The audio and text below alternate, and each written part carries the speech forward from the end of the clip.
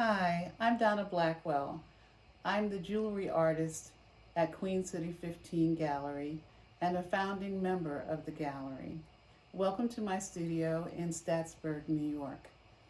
My studio is located in the lower part of my house, and I'll take you around to the various workstations so that you can understand my process and how I've set my little studio up. Right now you're looking at some of the hammers I have. These are a variety of hammers for different purposes. They look elegant, but they work really well. And I probably have about 30 hammers for different kinds of pieces that I do. Now I'm going to walk you over to where I actually start the process, which is what I call the design section, my design table. And we always start with a drawing and a plan. In this case, this is a drawing of a necklace that has two black stones. And this is where I am in the fabrication of it. I've created the bottom part.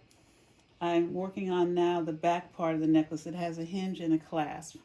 But I'm also, while I'm working on this, looking at how I should finish this particular necklace. It's sterling silver and it needs a stone, and I haven't decided whether it will be turquoise first or maybe the pink stone, maybe a moonstone. I haven't decided yet. In this case, this is the beginning of an earring, and I have a design for it, but I haven't finished it yet, but it is part of my working day now. But this area just includes a lot of stones and ideas for work I want to design. I'm going to move you over to now what I call the jeweler's bench. And the jeweler's bench is where I begin to fabricate jewelry rather. So here, for example, is where I might put a stone in a bezel, like this. So you can see this. This is where I might use my saw to cut out the pieces that you saw in a pair of earrings. And this is a jeweler's saw that I would use. And I might also be forming a piece of metal on a small anvil using a hammer, any one or more hammers. And you'll also see a lot of pliers because jewelry involves a lot of tools. It's very intricate. So that's where I begin the fabrication. And I can do anything from putting pieces together to polishing them, forming them, etc. at this little bench. It is the essential tool.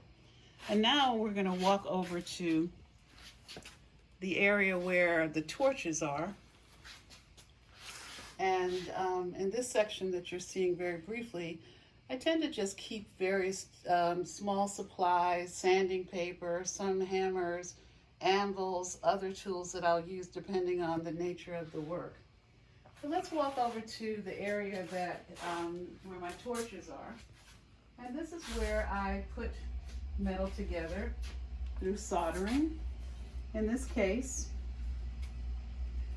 as you can see here, this is two pieces of square metal that I've joined together using a torch.